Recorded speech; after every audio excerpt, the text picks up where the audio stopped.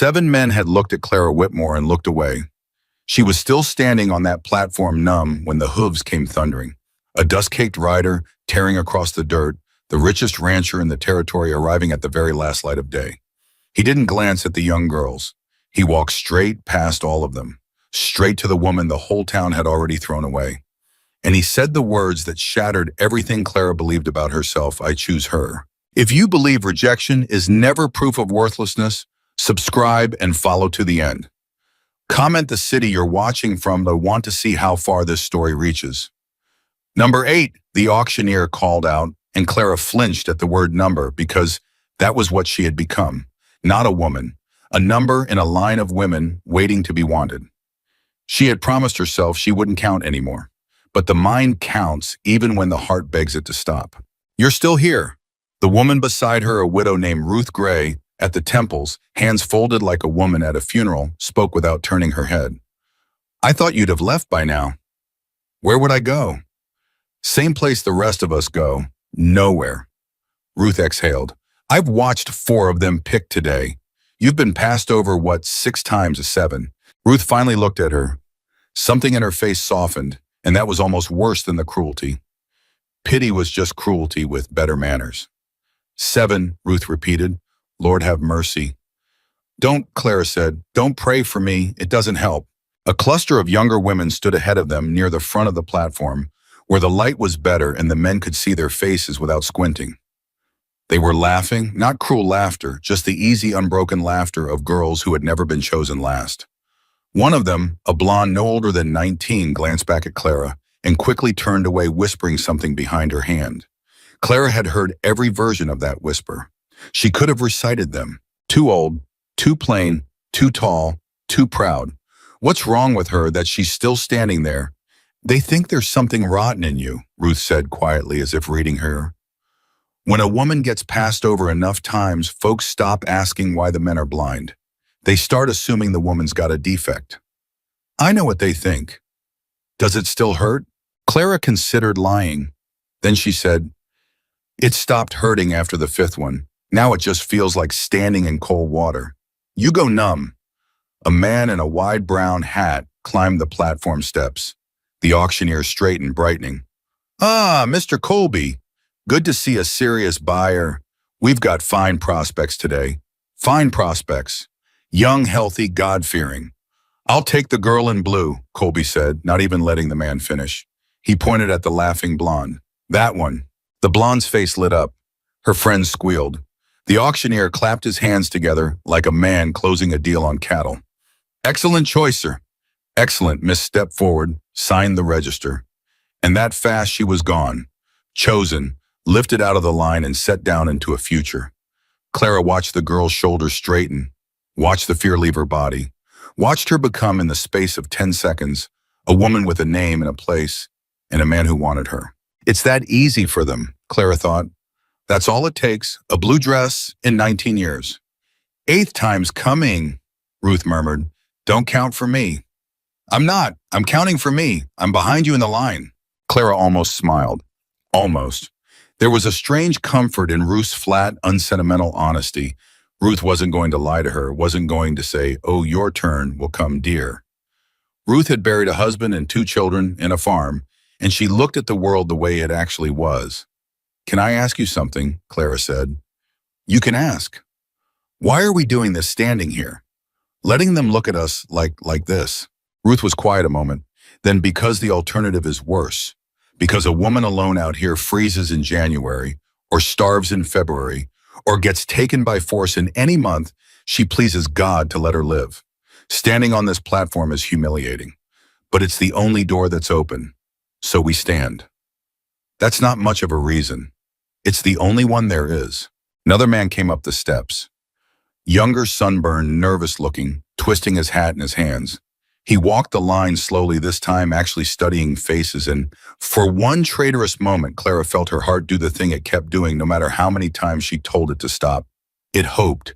It rose up in her chest like a fool, whispering, maybe this one, maybe he sees. He stopped in front of Clara. He looked at her. She looked back and she did not perform. She had learned somewhere around the 4th rejection that performance made it worse. She simply stood there and let him see her, a tall woman of 31 with strong hands and a plain face and eyes that had watched too much. "Ma'am," he said. "Sir, you've been standing a while." "I have." "How come?" The question was so bald, so honest that it knocked the breath out of her. He wasn't being cruel. He genuinely wanted to know, as if there had to be a reason, as if a woman didn't get chosen because of something she'd done. "I don't know, sir," she said. And then, because she was tired, because 7 rejections had scraped away the part of her that lied to be liked, "You'd have to ask them. They're the ones doing the choosing." Something shifted in his face. He hadn't expected an answer with teeth in it. "You're spirited," he said, and the word came out uneasy. "Is that a fault?" "I need a woman who'll listen, who's soft. My mother says a hard woman makes a hard house." "Then your mother's choosing your wife," Clara said. "Not you." She watched the words land, watched him flush red to the ears, watched him take a step back. "I meant no offense," he mumbled. "None taken." But he moved on down the line. And a few minutes later, he chose Ruth's other neighbor, a soft-voiced girl of 20 who said, "Yes, sir, and thank you, sir," and lowered her eyes exactly the way his mother would have wanted. 8. "Well," Ruth said, "that's 8 then. I told you not to count." "I lied. Old habit." Ruth studied her. "You could have had him." "I know. You said the wrong things on purpose." Clara didn't answer. "You wanted to be passed over." Ruth pressed quiet and amazed. "Why in God's name?"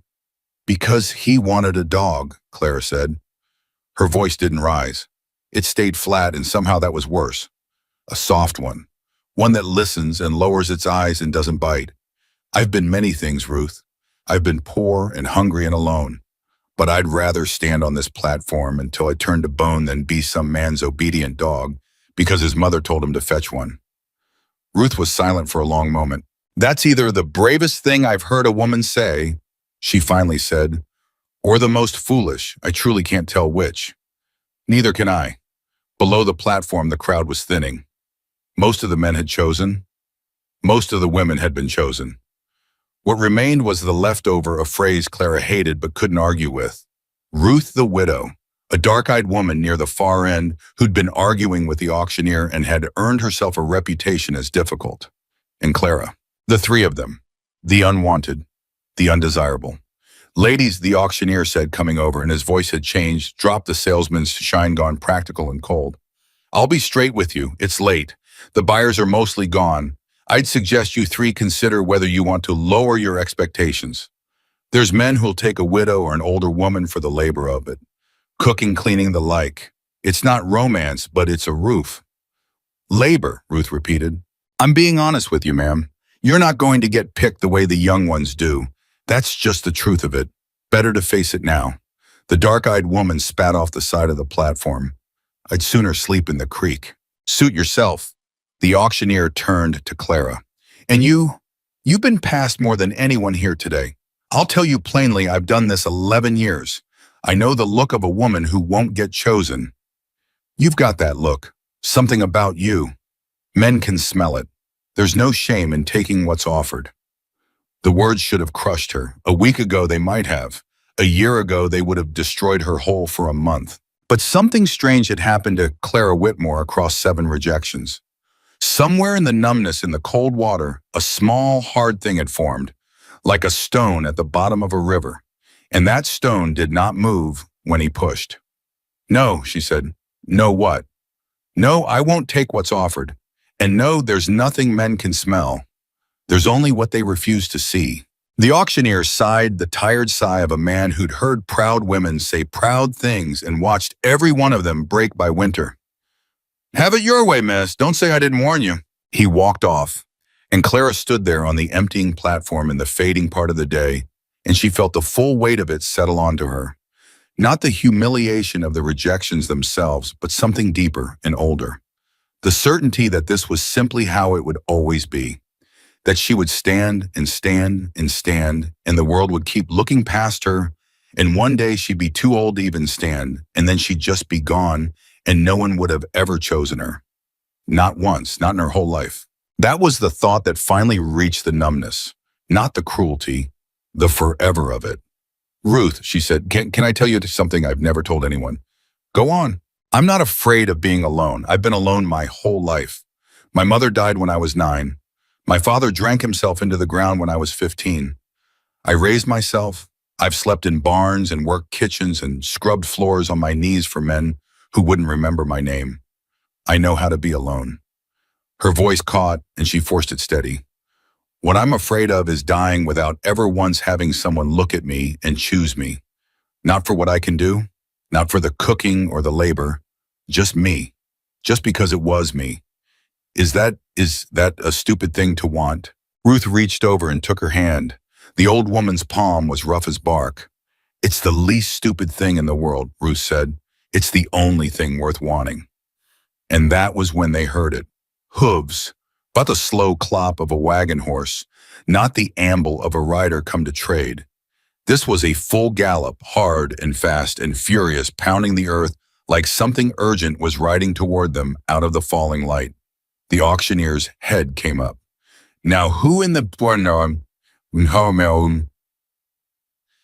The horse came in fast and pulled up hard, and the rider swung down before it had fully stopped. A big man dust-caked from a long ride, moving with a kind of unhurried certainty that made men step out of the way without being asked. He didn't look at the auctioneer. He didn't look at the crowd. He crossed the ground toward the platform with a purpose that silenced every conversation in the yard. "Mr. Mercer," the auctioneer breathed, and then louder scrambling. "Mr. Mercer, we didn't expect you, sir. We thought the selection's nearly done, sir. All the young ones have been..." "I didn't come for the young ones." The voice was low, rough from the road, and it carried in the sudden hush like a stone dropped in a still pond. Clara felt every hair on her arms stand up. "Sir," the auctioneer said, confused. The man Mercer walked to the base of the platform, and he lifted his head, and he looked down the short line of women who remained. The widow, the difficult one, and Clara. His eyes moved across them, and then they stopped. On her. Clara's heart had learned not to hope. 7 times it had learned. And still, it lurched in her chest like a horse that hadn't been broken after all, rearing up against everything the day had taught it. "Don't," she told it. "Don't you dare. Not again. I can't survive an 8th. I can't." But the man wasn't looking away. That was the thing. In 7 rejections, Clara had memorized the exact motion of a man's eyes leaving her face. The little slide sideways. The relief on their faces when they found someone younger to land on. She knew that motion the way a beaten dog knows a raised hand. This man's eyes did not slide. They stayed. They held her steady, and there was something in them she didn't have a name for because she'd never once seen it aimed at her before. "Yuka," Mercer said. Clara couldn't speak. Her throat had closed. "Mr. Mercer, sir," the auctioneer said, quickly moving between them. "If you're looking for a bride, sir, a proper wife, I have to be honest with you. That one's been passed over 7 times today. 8. There's reasons a woman gets passed that many times. Reasons a man of your standing ought to consider. If you'll give me a day, I can send for fresh prospects from..." "How much?" The auctioneer stopped. "Sir, the fee, to choose, how much?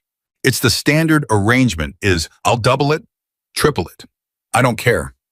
Mercer's eyes had never left Clara. "I choose her."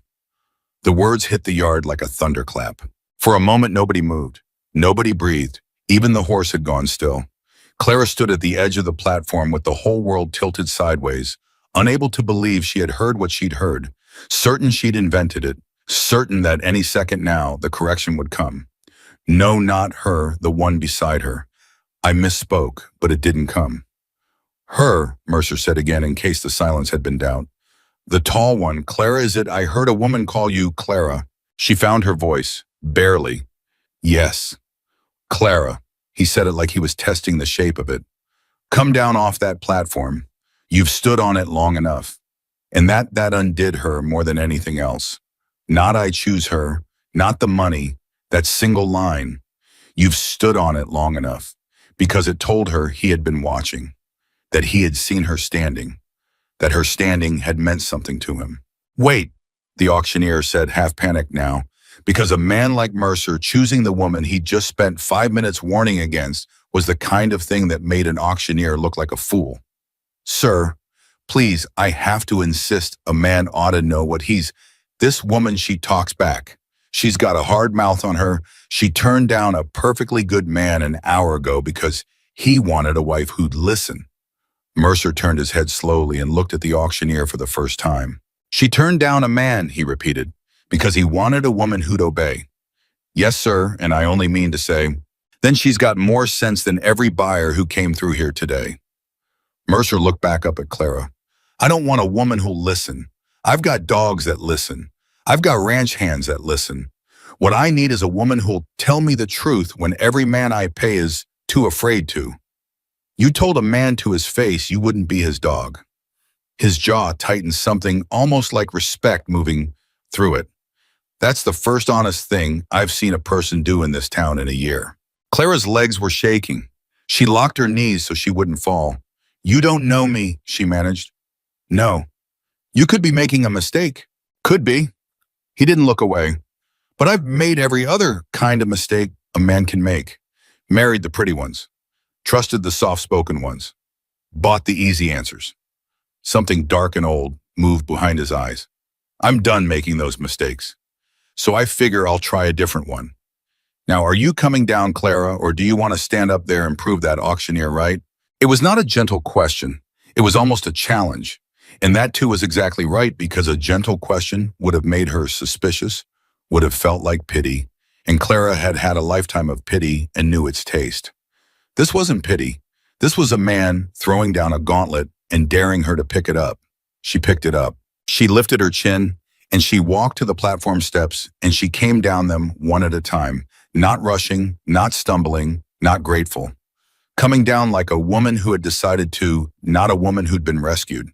When she reached the bottom, she stopped in front of him, and he was even bigger, up close and road-worn, and there was gray in the stubble along his jaw, and he was looking at her with those steady eyes that would not slide away. Clara Whitmore, she said, and put out her hand like a man would. If we're doing this, we're doing it straight. That's my name. He looked at her hand, and then a flicker at the corner of his mouth. The ghost of something that hadn't been a smile in a long time. He took it. His grip swallowed hers hard and calloused. Jonah Mercer. I know who you are. Everyone knows who you are. Then you know what they say about me. I've heard some things.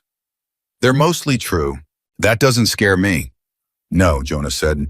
Now the flicker at his mouth deepened. I don't imagine much does.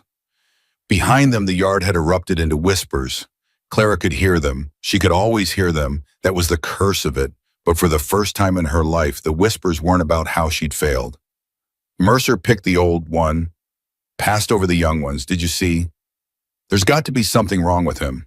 Or something wrong with her, mark me. Ruth's voice cut through them, sharp and clear from the platform. Clara Whitmore, you look back up here at me right now. Clara turned. Ruth was standing at the edge, gray and weathered, and her eyes were wet, and she was smiling, the first full smile Clara had seen on her. You remember what you told me, Ruth said, loud enough for the whole yard to hear, not caring who listened. You remember what you were afraid of? Well, it didn't happen. You hear me, it didn't happen. Now go on, and don't you dare shrink. Clara's eyes burned. She nodded, not trusting her voice. Friend of yours? Jonah asked. I met her 2 hours ago. 2 hours ago? He glanced at Ruth, then back at Clara. And she's already fighting for you. Something passed over his face. Then I picked right. People show what they are by who fights for them. The auctioneer bustled up with his register, ink, and pen, all business, now having decided that a triple fee was worth more than his wounded pride. If you'll just, the both of you, sign here and here, and it's all legal and proper, Mr. Mercer, all above board. One thing first. Jonah didn't take the pen. He turned to face Clara fully, and his voice dropped so it was for her and not the crowd. You understand what this paper is. Out here, a marriage is a partnership or it's a prison. I've seen both. I've lived both. So before you sign, you should know what you're signing into with me, and you should be able to walk away if it's not what you want. Tell me then. I run the biggest spread in this territory, 40,000 acres near enough. Cattle, horses, timber up in the high country. I employ 200 men, And I'm surrounded every single day by people who tell me what I want to hear because their wages depend on it. His jaw worked. I need someone in my house who isn't paid. Someone who'll look at me across the table and tell me when I'm wrong. Who'll fight me when I need fighting. Who won't be afraid of me because everyone else is. He paused. I'm not offering you a soft life, Clara. I'm offering you a hard one. But it'd be yours equal. Your name on the papers, same as mine. Your voice in the decisions. I don't want a wife who obeys. I want a partner who argues. Can you do that? Because if all you know how to do is take orders, then I picked wrong and you should tell me now. Clara looked at him for a long moment, and then she laughed. It came out of her without permission, a short, disbelieving laugh. The sound of a woman who'd stood on a platform 2 hours ago, waiting to die of being unwanted and was now being told her arguing was the thing a man wanted. Mr. Mercer, she said, I've been passed over 8 times today for having exactly the qualities you just described. You'd better be very sure you mean it, because I don't have a soft bone left in my body. They scrubbed it out of me years ago. Good, Jonah said. Then we understand each other. He picked up the pen. He signed his name big hard strokes, a man used to signing things. And then he held the pen out to her across the little wooden table in front of the whispering town and the wet-eyed widow and the auctioneer, who'd told her men could smell the wrongness on her. Your turn, he said, if you want it. Clara took the pen. Her hand was steady. She noticed that with a kind of wonder after everything, after the whole shaking, sick-hearted day, her hand was perfectly steady now. She set the pen to the paper. And then she stopped. Wait, she said. The yard held its breath. The auctioneer's face went pale. Jonah's eyes narrowed, not angry, just watchful. Before I sign, Clara said, I get to ask you something. You get to interview me. I get to interview you. That's what equal means, isn't it? For a second, nobody knew what would happen. This was not how it went. Women did not question the man who chose them. Women were grateful. Women signed and lowered their eyes and thanked God.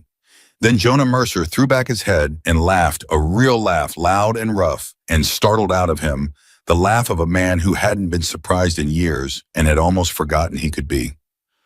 Ask, he said. Go on, ask. Why me? Clara said. And don't tell me pretty things. I've had pretty lies my whole life, and I can smell them from across a field. You had 2 other women standing right there. You could have sent for younger ones tomorrow, like the man said. You're the richest man in the territory. You could have anyone. So tell me the truth, Jonah Mercer. Why did you ride in at the end of the day and choose the woman nobody wanted? The laugh faded from his face, and what replaced it was so raw, so unguarded that the whole yard went silent watching it. Because, he said slowly, I stood at the back of this yard for the last 20 minutes before I came forward. You didn't see me. Nobody did. And I watched them pass you over, watched every one of them look at you and choose easier, and I watched you not break. His voice roughened. I've buried people, Clara. I've lost more than I'll ever tell you standing in a yard like this. And I learned something in the losing. Anybody can stand when they're being chosen. It takes something else to stand when you're being passed over. Again and again, in front of everyone, and still not shrink. He took a breath. I don't want the woman who's never been broken. I want the one who broke and stood back up anyway. Because a spread like mine, a life like mine, it's going to break whoever shares it. Storm's cattle die, men turn on you. Bank comes calling, the winters try to kill you. I don't need a wife who's never faced hardship. I need one who survived it. And I watched you survive 8 rejections in one afternoon without so much as bending your neck. His eyes held hers. That's not something a man can find in a 19-year-old in a blue dress. That's something you earn, and you've earned it 8 times over just today. The yard was utterly silent. And Clara Whitmore, 31 years old, motherless, fatherless, rejected 7 times before noon and 8 times before dusk, told all her life that she was too old and too plain and too hard and too much, stood in the falling evening and felt something break open inside her chest that had been sealed shut since she was 9 years old. She did not cry. She had promised herself she wouldn't, and she kept the promise barely by the thinnest thread. Instead, she looked down at the paper, and she signed her name, Clara Whitmore, firm strokes, her own hand, her own choice. There, she said, setting down the pen. It's done. It's done, Jonah agreed. Now what? Now, he said, you get on the horse behind me and I take you home, and tomorrow you start learning the hardest life you've ever lived. He almost smiled again. And somewhere in there, if we're both lucky and neither of us is a fool, we figure out how to build something. Together. On purpose. Because we chose to. He extended his hand towards her, toward the horse, toward the whole unknown future. You still want it? Clara looked at the hand. She looked at the platform where she'd stood and been passed over 8 times. She looked at Ruth, who was crying openly now and grinning like a woman watching her own daughter win. She looked at the auctioneer whose mouth was still hanging open. She looked at the town that had whispered about her all day. And then she looked back at Jonah Mercer, and she took his hand and she said the truest thing she had ever said in her life. I've wanted this so long I stopped believing it was real. So you'd better be real, Jonah Mercer. Because if you're not, if this is a joke or a cruelty or a mistake you take back in the morning, I don't think I'll survive it. And I've survived everything. His hand tightened around hers. And when he spoke, there was no laughter in it, no charm, no salesman's shine, just a low, hard, terrible sincerity that she would think about for the rest of her life. I don't take things back, Jonah said. I've spent my whole life learning that lesson the hardest way there is. When I choose, I choose. And I chose you.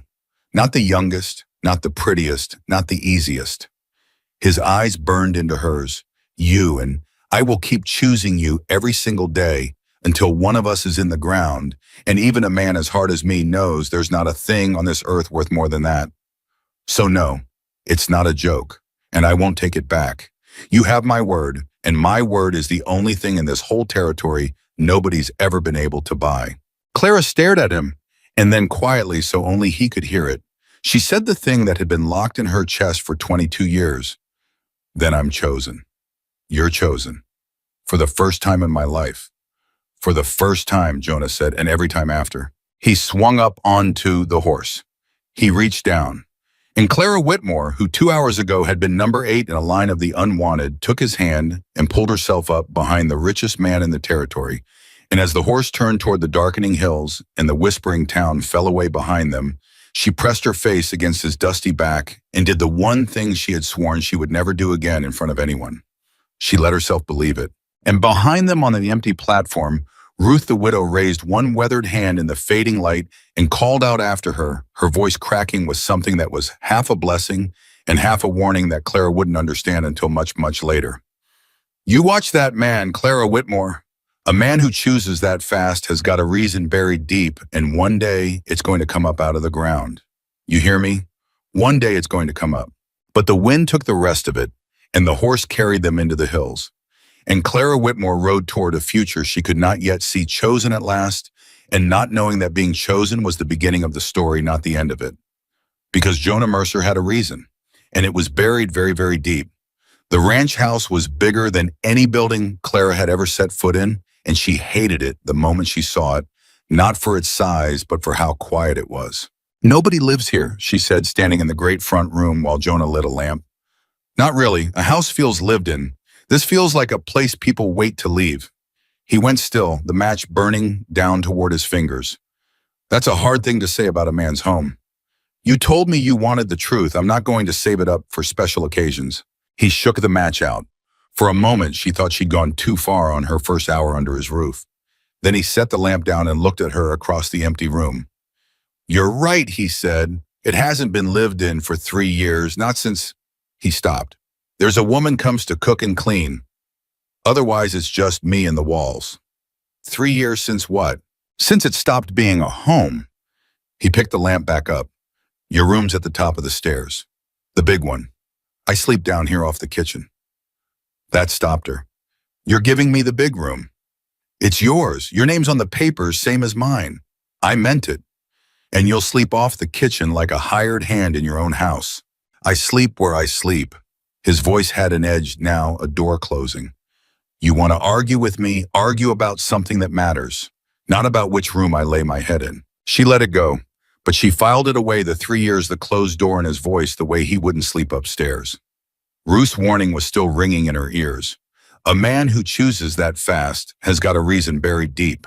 She'd only known Jonah Mercer for one evening, and already she'd found the edge of the hole where the reason was buried. She just didn't know yet how deep it went. Oh, yet how. She slept that first night in a bed softer than anything she'd known, in a room bigger than the whole shack she'd grown up in, and she lay awake until the birds started listening to the house and thinking, I'm chosen. I'm actually chosen. And I have no idea what I've walked into. Morning came hard and early. She was up before the sun because a lifetime of being poor teaches your body not to trust comfort. And she was already dressed and in the kitchen when the cook arrived, a broad, gray-haired woman named Esther, who took one look at Clara and set down her basket with a thud. So it's true, Esther said. He married the one from the platform. You heard already? Everyone heard already. It's the only thing anyone's talking about from here to the county line. Esther studied her not unkindly, but with the frank abandon of a woman who'd seen things come and go. They're saying he lost his mind, passed over young girls to marry a woman near your age. Say it, my age, 31, it's not a secret. 31, Esther snorted. I've got dresses older than most of the brides that came through that yard. Sit down, I'll feed you. You look like you haven't eaten a real meal in a month. I haven't. Well, that's over now. Esther banged a skillet onto the stove. Whatever else that man is, and he is a great many things, some of them hard, he doesn't let anyone under his roof go hungry. That much I'll say for him. Clara sat. And because she had learned long ago that cooks and housekeepers knew more than anyone about the truth of a house, she said, Esther, what happened 3 years ago? The skillet stopped moving.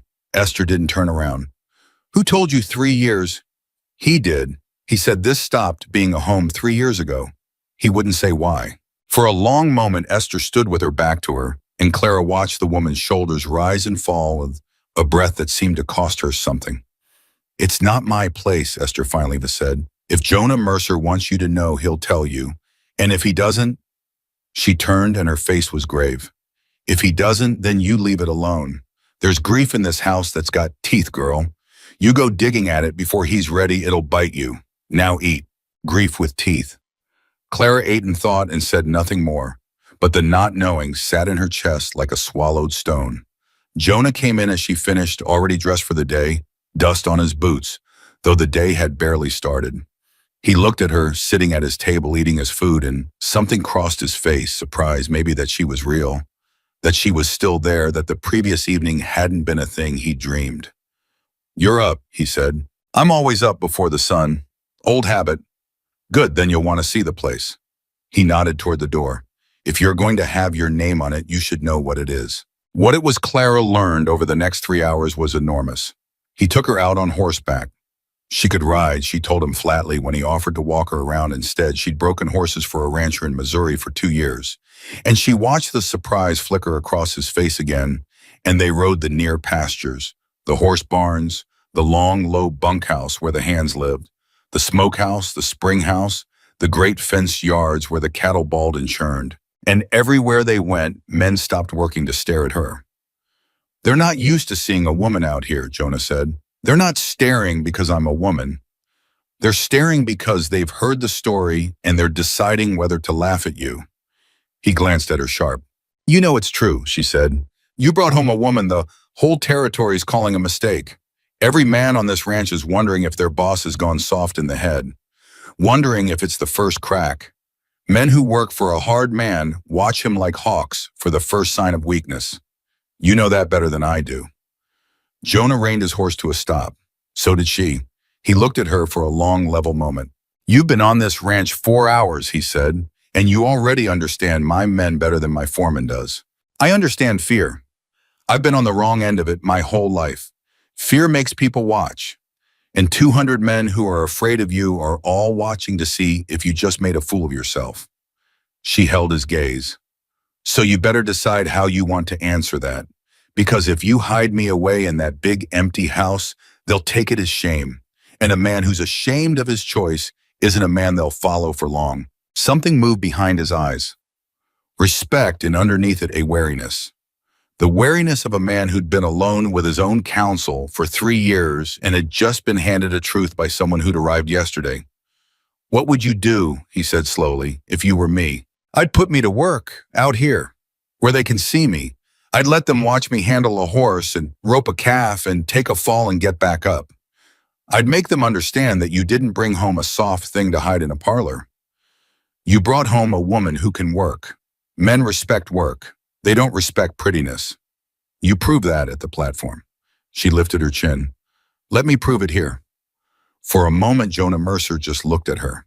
Then for the second time since she'd met him, the corner of his mouth moved. Ride with me to the branding yard, he said. There's 100 head that need working today, and my men are about to find out exactly what kind of woman their boss married. What happened at the branding yard became within a week a story told in every bunkhouse and saloon in the territory. The foreman, a lean, hard-eyed man named Cole Dutton, who'd run Mercer's ranch operations for 8 years and made no secret of what he thought of his boss's new bride, met them at the gate with his arms crossed. Boss, he said, and then with a slow, deliberate look at Clara that took her in from boots to bonnet and dismissed her in the same motion. Ma'am, yard's no place for a lady. Dust and blood and cussing. Best you watch from the fence. I've seen dust, Clara said. I've seen blood. And I've heard cussing from men a good deal harder than you look, Mr. Dutton. The men around the yard went quiet. A foreman being talked back to by the boss's wife. This was new. This was worth watching. Dutton's jaw tightened. That's so. That's so. Where do you want me? Ma'am, with respect. You keep saying respect, Clara said, but you don't mean it. You mean get out of my way. So let's do this the honest way. Give me a rope. Give me the worst calf in that pen. And if I can't hold it, I'll go sit on the fence and never say another word about your yard. But if I can, she looked at him, steady, then you stop calling me ma'am like it's an insult and you call me by my name. The whole yard was frozen.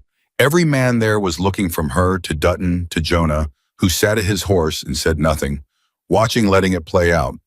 Dutton smiled a thin, mean smile, the smile of a man about to teach someone a lesson. All right then, he turned to the pen. Give the lady the roan calf, the wild one. Two of the hands exchanged a look. The roan calf was known.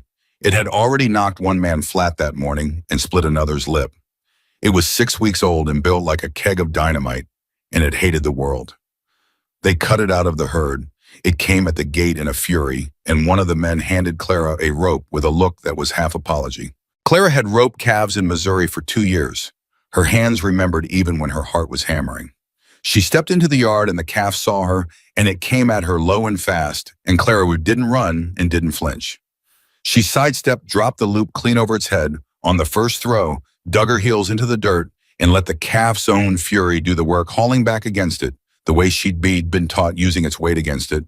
And when it went down hard, and she was on it, knee on its neck, rope snubbed tight before Dutton had finished opening his mouth. The yard erupted, 200 men, well, the 30 or so at the yard, but the story would grow to 200 by nightfall, hollering and slapping their hats against their thighs and staring at the boss's new wife, kneeling in the dust with a rope calf and not one hair out of place in her expression, though her chest was heaving and her palms were rope burned raw.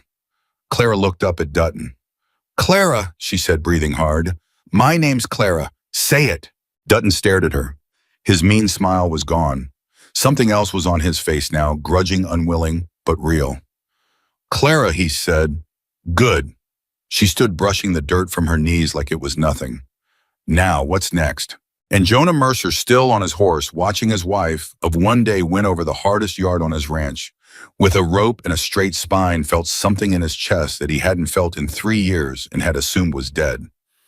He didn't have a name for it yet. He wasn't ready to have a name for it. But it was there, and it frightened him more than any storm or banknote ever had. By the end of that first week, the men had stopped watching Clara to laugh. They'd started watching her to learn. She worked the yard, she doctored a sick horse the vet had given up on. She outrode 2 of the younger hands on a fence line ride and never mentioned it. The story of the roan calf spread and grew. In the saloons, they'd stopped saying Mercer's gone soft. They'd started saying Mercer married a woman who could run this place herself, which was, though nobody said it out loud, a good deal more than they'd ever said about the woman who came before. And there it was again. The woman who came before. Clara felt her everywhere. In the locked room at the end of the upstairs hall that Esther walked past quickly and never dusted. In the way Jonah never went upstairs. in the framed thing on the mantel that was always turned face down that Clara was careful never to turn over, though her hands itched to. On the ninth night, she couldn't stand it anymore.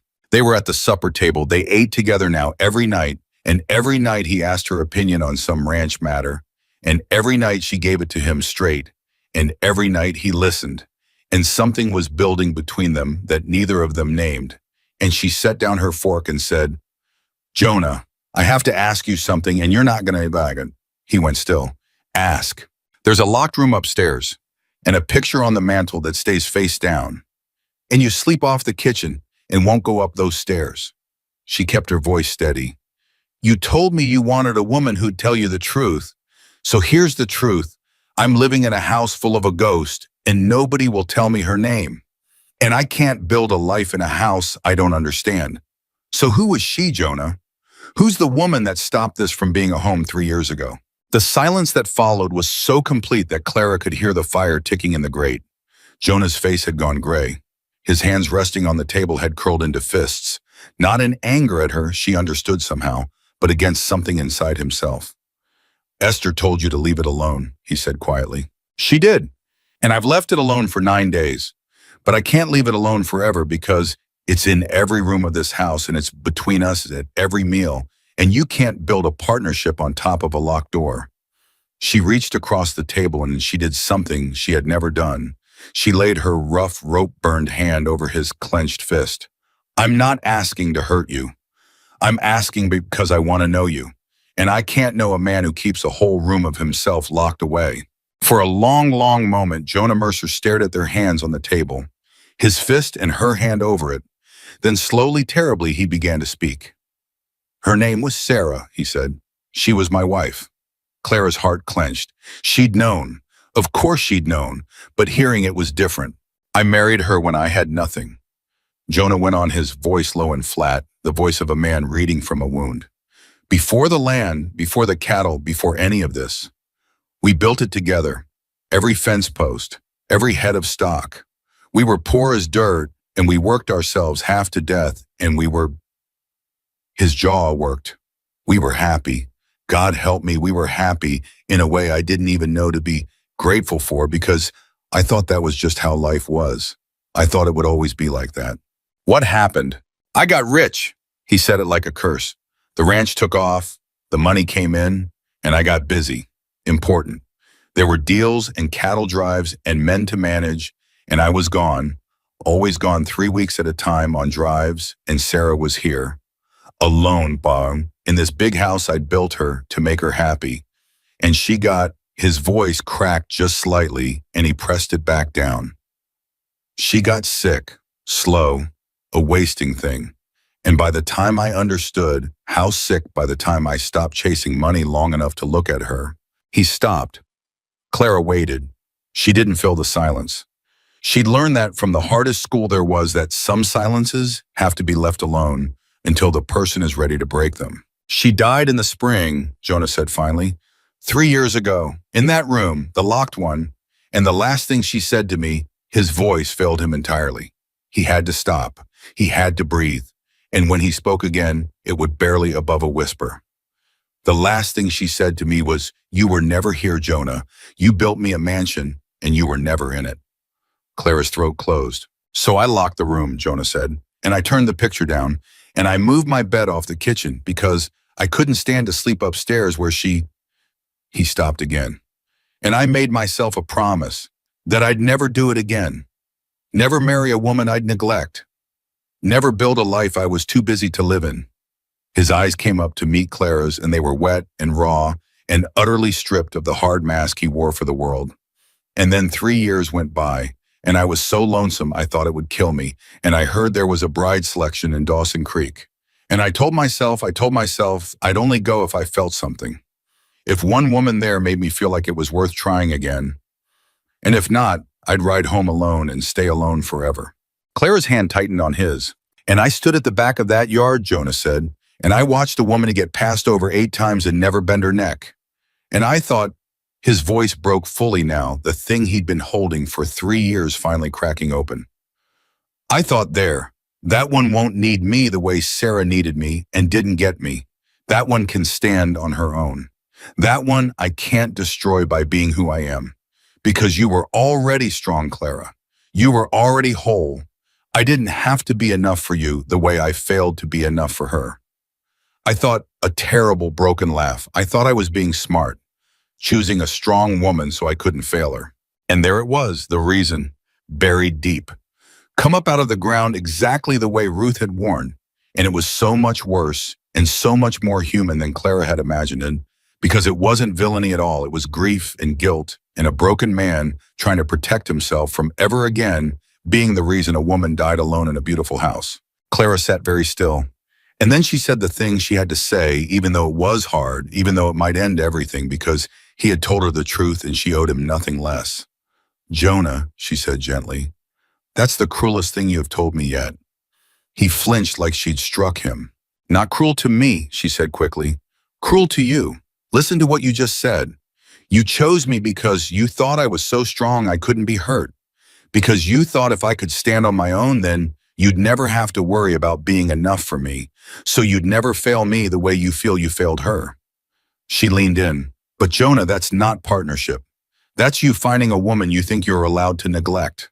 A woman you've already decided doesn't need you. And that's not a marriage. That's just a more comfortable way to stay alone. The words landed. She watched them land.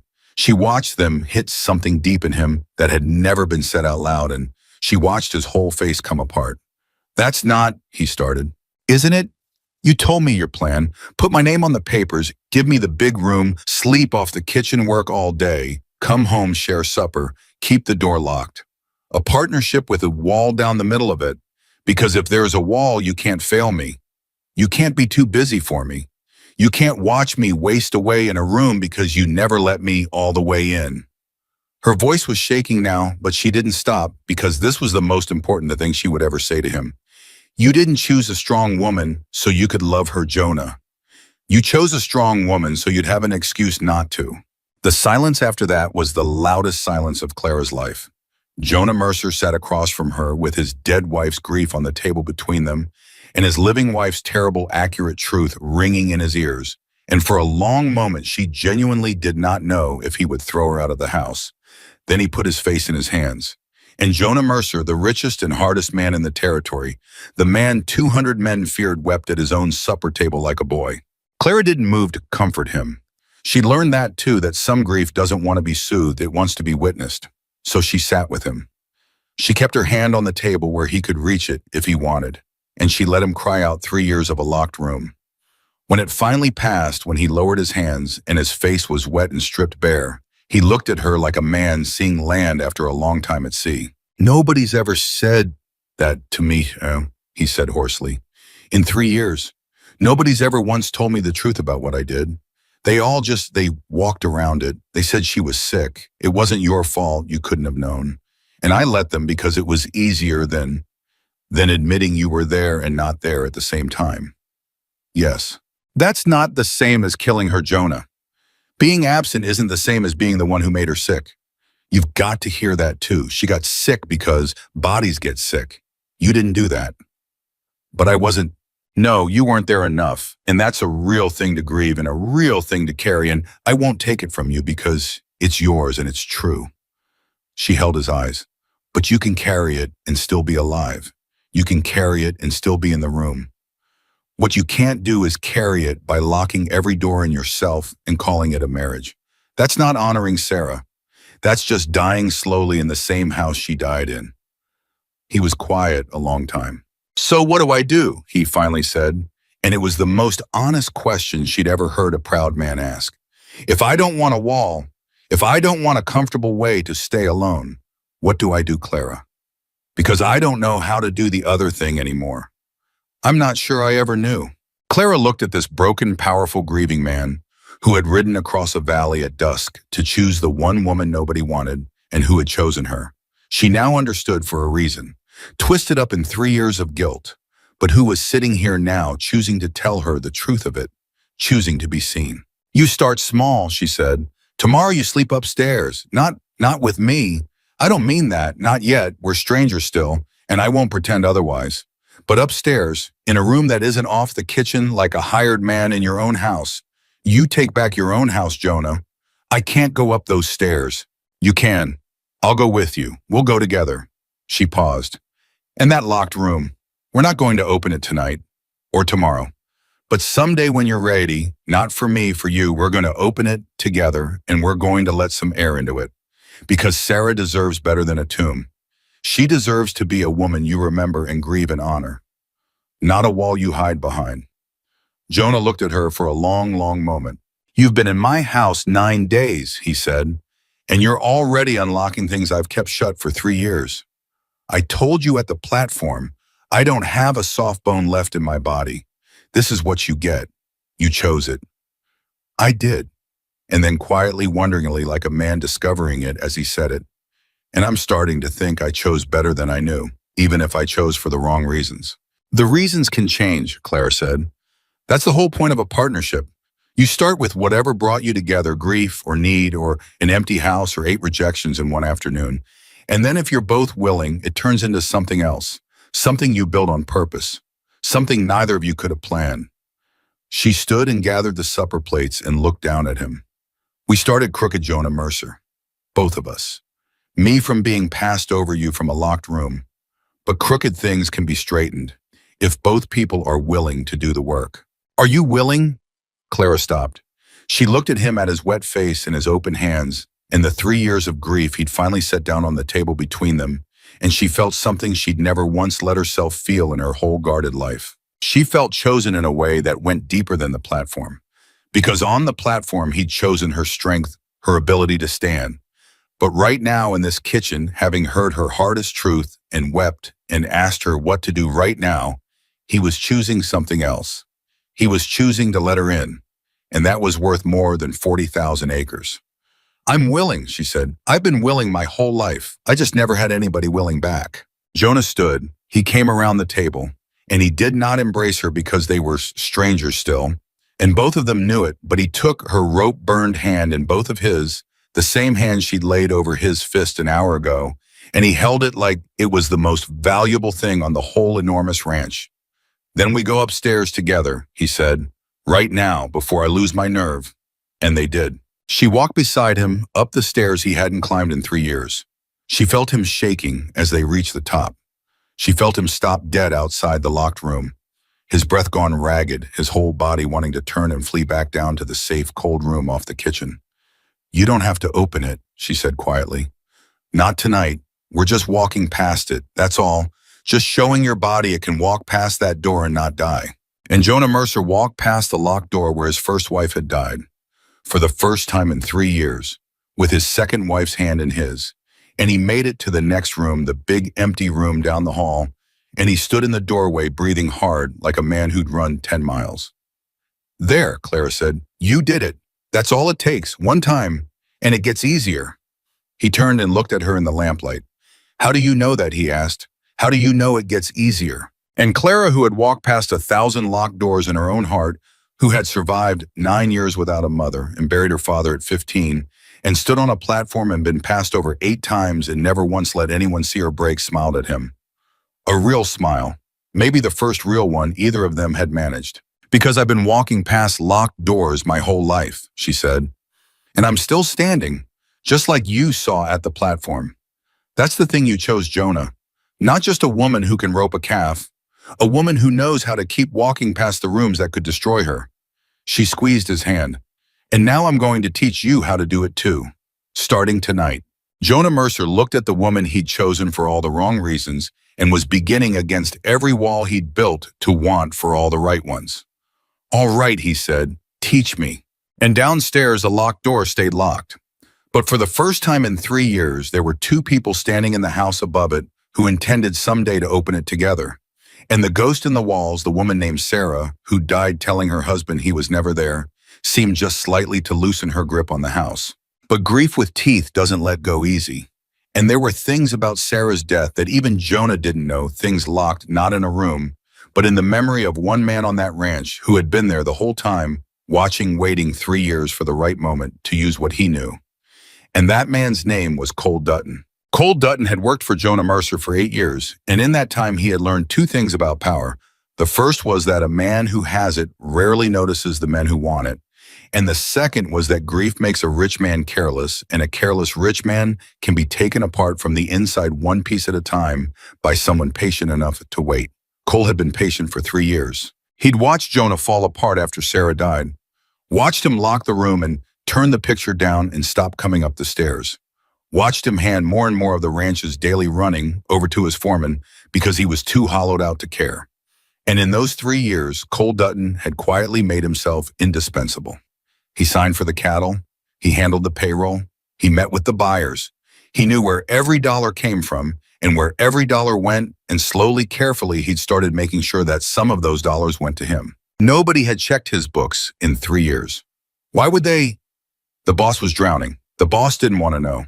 And then the boss rode into Dawson Creek and came back with a woman who could rope a calf and read a man's fear off his face, and Cole Dutton felt for the first time in 3 years the cold touch of danger. "She's trouble," he told the man sitting across from him in the back room of the saloon in town, a soft, well-dressed man named Aldous Crane, who ran the territory's largest cattle buying operation and who had for 2 years now been quietly paying Cole Dutton to sell Mercer beef at prices well below market and pocket the difference between them. "She's out there every day, working the yards, talking to the men. She looked at my books yesterday and asked why the tally for the spring drive didn't match the bank deposit." Crane's soft face didn't change. "And what did you tell her?" "I told her the drive numbers always run high because of losses on the trail." She nodded. "She wrote it down." Cole's jaw tightened. "She wrote it down, Crane. She's keeping a ledger of her own. She doesn't trust me, and she hasn't been on the ranch 3 weeks. Crane took a slow sip of his whiskey. "Then the arrangement's in danger." "The arrangement's in danger. You understand what that means for both of us. 2 years of skimming Mercer's herd. If she pulls that thread and it unravels," Crane set down his glass, "you don't hang for cattle theft in this territory, Dutton. You get shot in the road and nobody asks questions. Mercer's got the whole county in his pocket. You think I don't know that? So what do you propose?" Cole Dutton leaned forward and his voice dropped low, and he said the thing he'd been turning over in his mind for 2 weeks, the thing that made even Aldous Crane, a man with no softness in him at all, go still. "I was here the night Sarah Mercer died," Cole said. "Yet. In the house, Jonah was gone off on a drive like always, and I saw something. Something I've kept to myself for 3 years because it wasn't worth anything to me. But it's worth something now." He smiled thin and cold. "Because if this new wife wants to go digging into the past of this ranch, then I've got something buried in that past that'll bury her. And her precious husband right along with her." Crane leaned in. "What did you see?" And Cole Dutton told him. Back at the ranch, Clara knew none of this, but she knew with the animal certainty of a woman who'd survived on her instincts her whole life that something on the Mercer spread was wrong. She'd found it in the numbers. She'd asked Jonah on her third day if she could see the ranch's books. "If my name's on the papers, I ought to understand where the money is."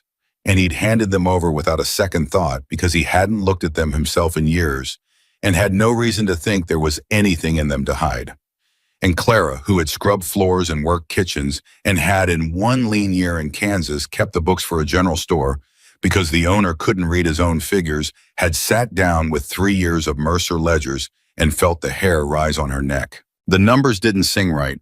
That was how she thought of it. Good books sing, the money comes and the money goes out, and the two sides of it move together in a rhythm you can hear if you've got the ear for it.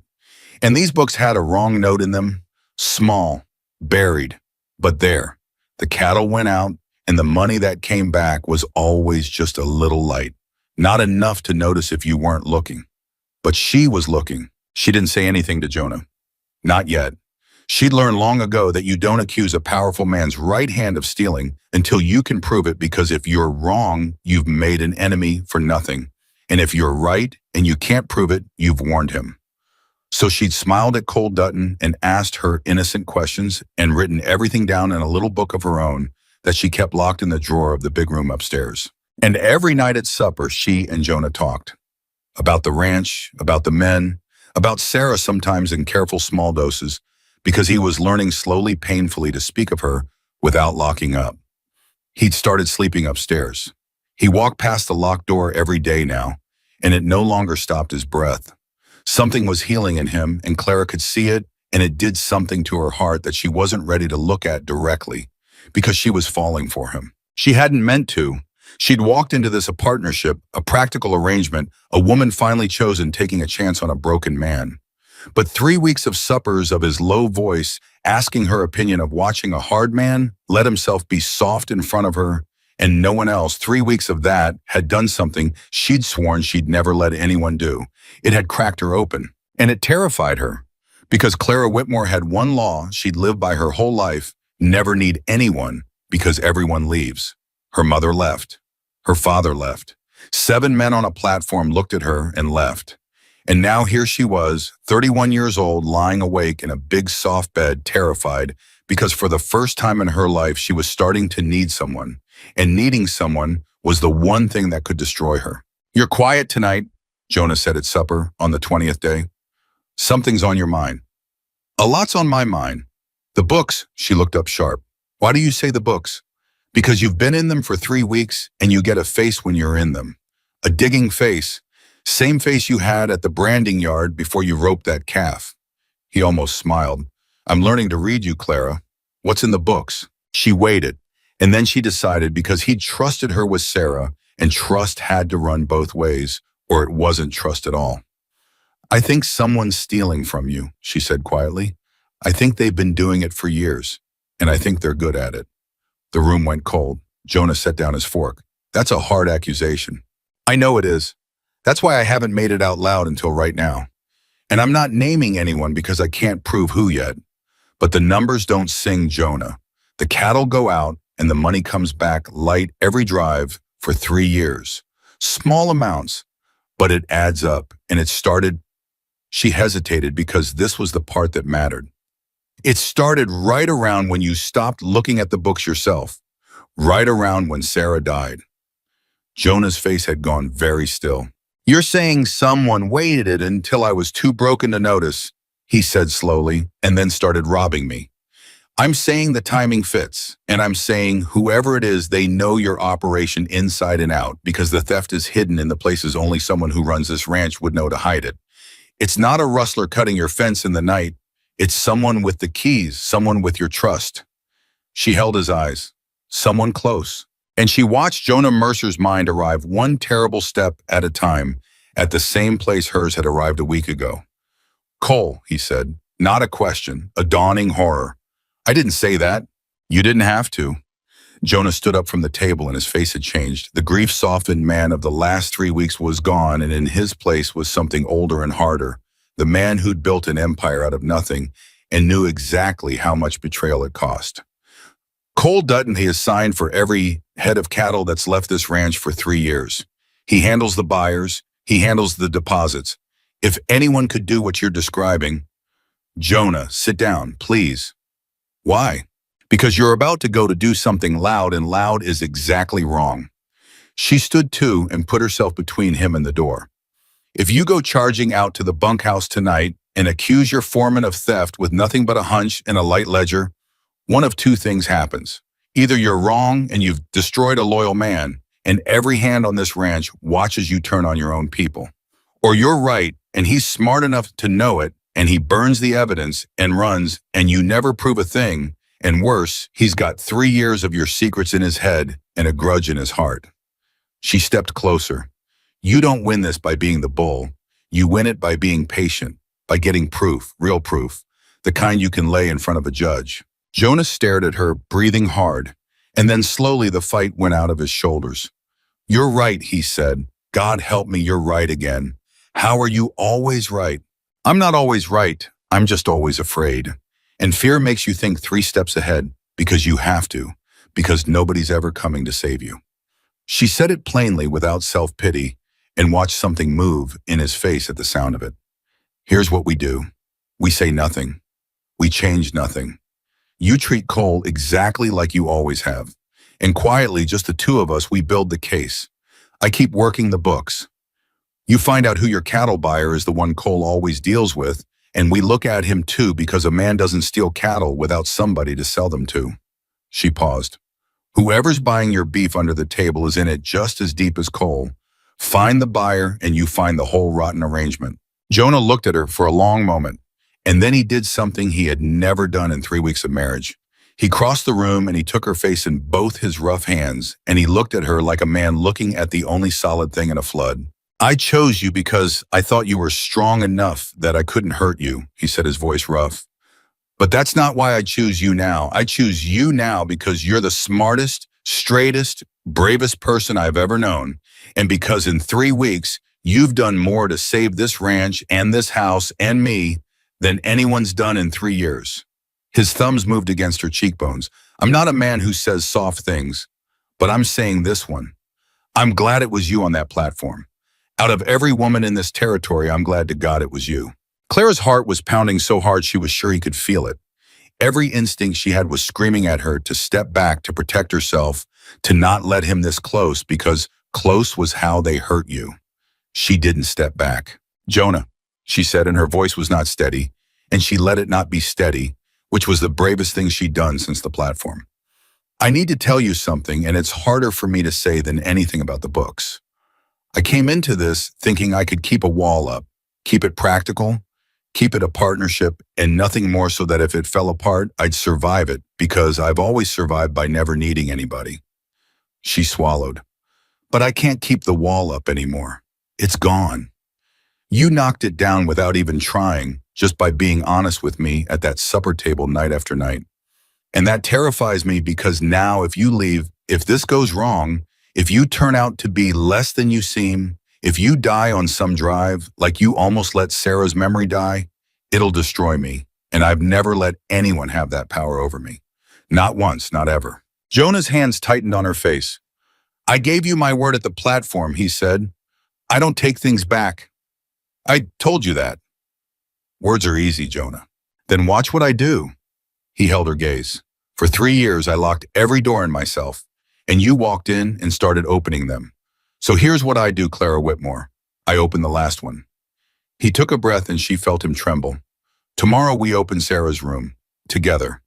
Not because you asked me to, because I want you to see the last locked part of me, so you know there's nothing left hidden. So you know that when I say I'm all the way in this, I mean all the way. No walls, not mine, not yours. His voice dropped. You showed me your fear just now. That's the hardest thing a person like you can do. So I'll show you mine. Fair's fair. Clara couldn't speak. She just nodded, her eyes burning. And the next morning they opened the room. It was hard. It was harder than either of them expected. The door stuck from 3 years shut, and when it gave way, the air that came out was still and old, and Jonah stood on the threshold, shaking like a man at the edge of a cliff. But he went in. With Clara's hand in his, he went in, and he stood in the room where his first wife had died, and he let himself remember her out loud for the first time.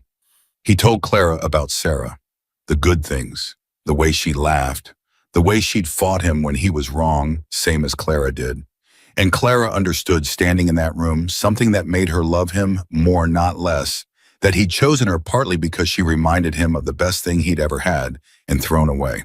She would have liked you, Jonah said quietly, standing among his dead wife's things. That's the strange thing. She'd have looked at you and seen exactly what I saw at the platform. A woman who won't be pushed. She'd have said, Jonah, that one won't let you disappear into the cattle. Marry her before she comes to her senses. Clara laughed wet-eyed. She sounds like she was smart. She was, smarter than me. Both of you are. He turned to Clara, and something in his face had finally fully come to peace. I loved her. I'll always love her, and I'll always grieve that I wasn't there.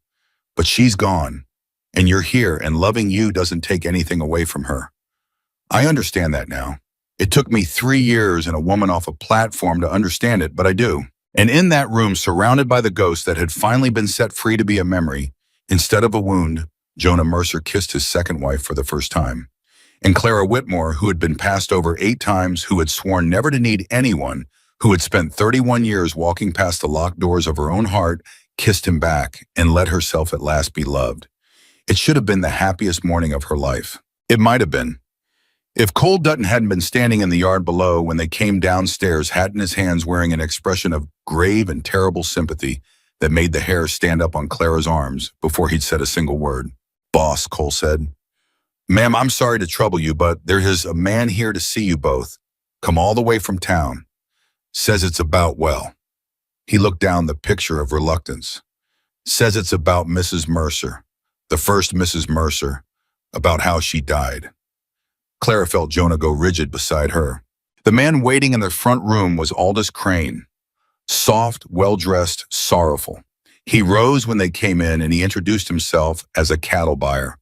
Your cattle buyer, Mr. Mercer. These 2 years passed, though we've never met. I always dealt through your good foreman here. And Clara's blood ran cold because there it was, the buyer standing in the parlor with Cole Dutton at his shoulder, and the two of them together meant only one thing. They knew. They knew she'd found the theft, and they'd come first. I'll be blunt, Mr. Mercer, Crane said, dabbing at his soft mouth with a handkerchief. Because you deserve blunt. Your foreman came to me some weeks ago, deeply troubled. He'd carried a burden, 3 years, and could carry it no longer. It concerns the death of your late wife. He paused, letting it land. And it concerns your new bride. My wife never met Sarah, Jonah said, his voice like gravel. She came to this territory 3 weeks ago.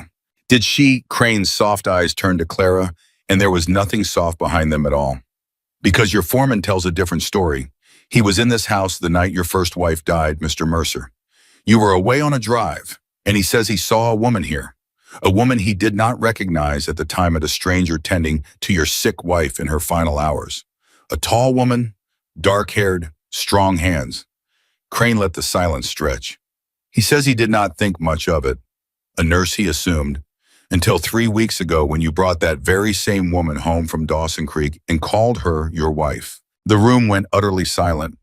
Clara's heart stopped. That's a lie, she said. I have never been in this house before 3 weeks ago. I have never been in this territory. I was in Kansas 3 years ago. I can prove it. Can you? Crane said it gently. Because your foreman is prepared to swear before a judge that you were here the night Sarah Mercer died. And there are questions, Mr. Mercer, that were never fully answered about that death. A woman wastes slow and then all at once.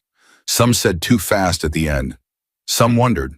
He spread his hands, the picture of reluctant honesty. I make no accusation. I only say that a man ought to know who he's married. A man ought to ask himself why a stranger with no history would ride into a bride selection, get passed over 8 times, and then be chosen by the one grieving widower in the territory with 40,000 acres and no one to check the books. A man ought to ask himself whether he chose her or whether he was chosen, whether this was chance. His voice dropped to a whisper, or whether it was a hunt 3 years in the planning. And Clara understood in a single sickening rush exactly what they'd done. They'd taken every true thing about her, the platform, the rejections, the way she'd dug into the books, the strange fast marriage, and they'd twisted each one into evidence of a monstrous lie. A schemer, a murderess who'd killed the first wife and come back to claim the fortune by marrying the widower. Every single fact that made her story remarkable, they turned into proof of a crime, and the theft she'd uncovered that was gone now buried under this. Because who would believe a murderess's accusations against the loyal foreman who'd exposed her? It was perfect. It was diabolical. And she watched it work on Jonah's face in real time, the doubt, the horror, the terrible question forming behind his eyes. Was it chance? Was it a hunt? Did I choose her, or was I chosen? Jonah, Clara said, and her voice cracked, and she hated that it cracked. But 3 years of walls were gone, and she had nothing left to hide behind. Look at me. Look at me. You know this is a lie. You know what these two men are. I found the theft, Jonah. I found it, and this is what a cornered thief does. He doesn't fight the accusation, he becomes the accuser. That's what this is. That's all this is. But she could see it. She could see the poison working. Because the one thing Jonah Mercer had never fully faced was the fear that had driven him to the platform in the first place. The fear that he didn't deserve love, that he'd failed once and would fail again, that anything good in his life was a trick that would be taken away. And Cole Dutton, who'd watched him grieve for 3 years, had built this lie precisely to strike that fear. You said it yourself, Cole said quietly from the doorway, the loyal servant heartbroken to speak. Boss, you told me once, drunk after the funeral, you said you'd never understand why she got sick so fast at the end.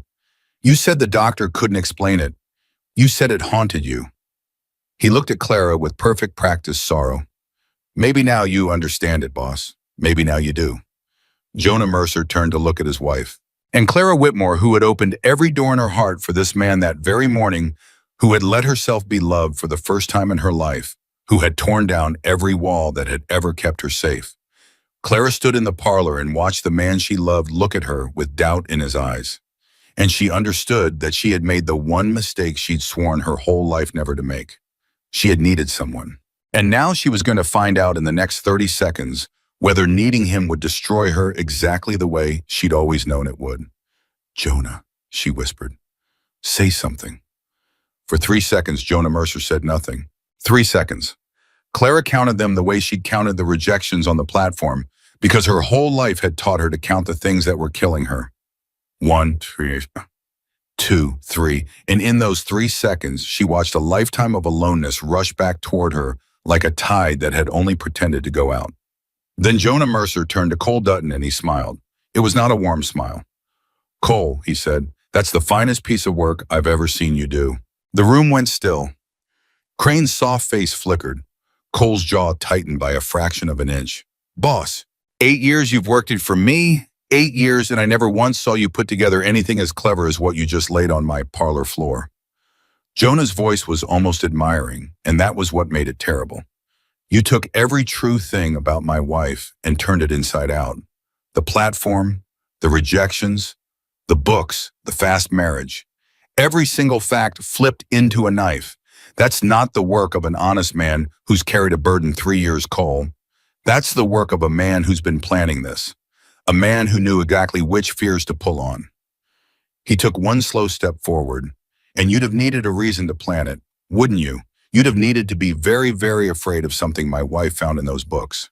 Clara's heart, which had stopped, came slamming back to life. He hadn't doubted her, not for 1 second. The 3 seconds of silence hadn't been doubt. It had been a hard man deciding exactly how he wanted to spring the trap. "You said nothing," she breathed. "For 3 seconds you said nothing, and I thought, I know what you thought."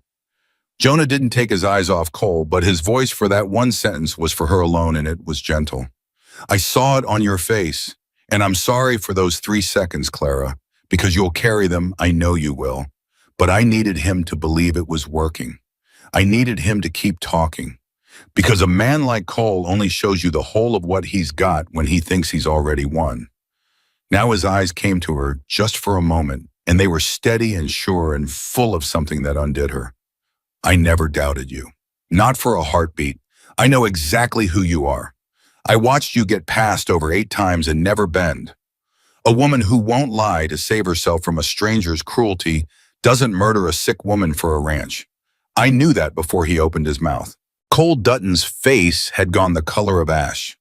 "You're making a mistake, boss," he said. "Crane here's a respected man. He'll swear before a judge." "He'll swear whatever you paid him to swear," Jonah said. "That's the other thing you got wrong, Cole. You brought your buyer into my house. You brought the man who's been buying my stolen cattle for 2 years and stood him in my parlor and let him accuse my wife." He shook his head slowly. "You handed me the two of you together. Foreman and buyer, the theft and the fence for it, standing side by side in my own front room. I couldn't have arranged it better myself." Crane stood abruptly. "I don't know what you're implying, Mr. Mercer, but I came here in good faith to warn a man about the woman in his bed, and I'll not be—" "Sit down." Jonah didn't raise his voice, but something in it put Aldous Crane back into his chair like a hand on his shoulder. "You said you've been my cattle buyer 2 years, Jonah said, dealing through my foreman. You said it yourself not 5 minutes ago, thinking it made you sound respectable. But I've never met you, Crane. In 2 years of buying my beef, you never once met the man who owns it. Now, why is that? An honest buyer wants to shake the owner's hand. An honest buyer wants the owner to know his face. The only kind of buyer who spends 2 years making sure the owner never sees him is a man who's buying something the owner doesn't know he's selling." Jonah's voice dropped. "And that's cattle theft, Crane. That's a rope in this territory, not for my wife, for you." The silence in the room was absolute. And then Cole Dutton did the thing that cornered men do. He stopped pretending. "You can't prove any of it," he said, and his voice had changed, the loyal servant gone. And in his place, the hard, cold man Clara had seen at the branding yard on the first day. 3 years I ran this ranch while you drowned in a bottle over a dead woman. 3 years I kept this place standing while you locked yourself off the kitchen like a whipped dog. You want to talk about who kept the Mercer spread alive. It was me, not you. And you'll find, boss, that a great many of the men out in that bunkhouse feel the same. They followed me while you were gone. They'll follow me now. He smiled thin and vicious. So go ahead. Try to fire me. Try to have me arrested. And watch how many of your 200 men ride off with me when I go. Watch this ranch fall apart in a week without the man who's actually been running it. You need me, Mercer. You've needed me for 3 years. You just never noticed. It was, Clara thought, a good play. A desperate one, but a good one. Because it had a grain of truth in it, and Cole knew it. Jonah had leaned on him, had let him run things, had checked out for 3 years. And a firing that split the ranch's workforce down the middle would cost Jonah dearly, no matter how it ended. But Cole Dutton had made one mistake. He'd made it 3 weeks ago, and he'd never even noticed. He'd underestimated Clara. You're right, Clara said. Every head in the room turned. You did run this ranch for 3 years, she said, stepping forward, and her voice was steady now, the shaking gone. The fear burned off because she was on solid ground at last, the ground of facts and figures where she'd always been unbeatable. You signed it for the cattle, you met the buyers, you handled the deposits, you ran everything. And that's exactly the problem for you, Cole, because a man who runs everything leaves his fingerprints on everything. She reached into the pocket of her work dress and drew out a small, worn book, the ledger she'd kept locked in the drawer of the big room upstairs. I've spent 3 weeks in your books, and I didn't just find that the money came back light. I found where it went light. I found the drives, the dates, the head counts you signed for against the bank deposits you made. And every single time for 2 years, the difference between what left this ranch and what came back to it went to a buyer who paid below market and split the rest. She looked at Crane. You. Crane had gone very still. 14 drives, Clara said. Oh, 2 years. I have the number, Cole, down to the dollar. $11,460 that walked off this ranch on your signature and never came back. And here's the part you didn't count on. She looked at him steady. I didn't keep it in my head. I didn't keep it in these books where you might have found it and burned it. I made 3 copies in my own hand, and I sent one of them 2 days ago by post to a man in the territorial capital, a judge, along with a letter explaining exactly what I found and asking him to look into it should anything happen to me. She let that land. So you can threaten me all you like, Cole. You can accuse me of murder. But the proof of what you did is already out of your reach. It left this ranch before you ever set foot in this parlor. You lost this the day I opened your books, and you didn't even know it. The silence that followed was the sound of 2 men understanding at the same moment that they had been beaten by a woman they dismissed as a spinster on a platform. Cole Dutton's hand moved toward his hip. Don't, Jonah said, and that was when Clara saw the gun. It happened fast, the way real violence always does. Not the slow theatrical draw of a saloon story, but a fast, ugly grab.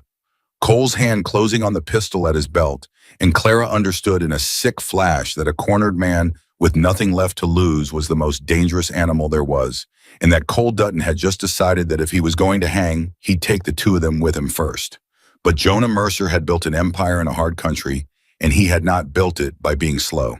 He hit Cole, low driving into him before the gun cleared the belt, and the 2 big men went down together in a crash of overturned furniture, and Clara heard the gun go off a flat, deafening crack, and her heart stopped for the second time that morning because she couldn't tell who'd been hit, couldn't tell if the man she'd let herself love had just been shot dead on the floor of the room where his first wife died.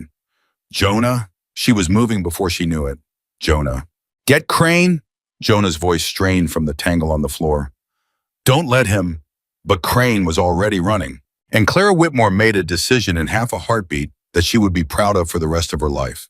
She did not go to the man she loved, though every fiber of her screamed to. She trusted him to hold his own. And she went after the buyer, the fat, soft man who thought he could scheme against a ranch and murder a woman's name and then simply walk out the door when it went wrong. He was fast for a soft man. He hit the front door and was out into the yard running for his horse, and Clara ran after him, screaming not for help, not in fear, but a single word at the top of her lungs, the word she'd earned 3 weeks ago in the branding yard. Dutton's a thief. Stop that man. and the yard full of Mercer's hands going about their morning, full of the men who'd watched a spinster rope the roan calf and had spent 3 weeks learning to respect her, the yard turned. They didn't know the whole of it, but they knew Clara Mercer didn't scream for nothing. They knew she'd earned her place among them with rope and sweat and a straight spine. And when the boss's wife came running out of the house screaming that a stranger was a thief, 30 men moved without being told twice. Aldous Crane made it exactly as far as his horse before 4 ranch hands pulled him off it and put him face down in the dirt of the yard he'd come to poison. Inside the house, the fight was over. Clara ran back in to find Jonah on top of Cole Dutton, the pistol kicked away across the floor, Cole's arm wrenched up behind his back, both men bloodied and breathing hard. The bullet had gone into the wall. Nobody was dead. "You hit," she gasped. "Jonah, are you hit?" "No." He looked up at her, and there was blood on his mouth and fury in his eyes, and underneath it all, when he saw she was safe, a flood of relief so total it changed his whole face. "You." "No, I got Crane. The men have him." Jonah looked at her, his wife standing in the doorway, chest heaving, having just run down a fleeing criminal, and raised an army of ranch hands with a single scream, and he started to laugh. A broken, disbelieving, exhausted laugh, the laugh of a man who could not quite believe what he'd been given. 3 weeks, he said. "You've been my wife 3 weeks, and you just saved my ranch, my name, and my life all before noon. You saved yours yourself. He'd have shot me if you hadn't."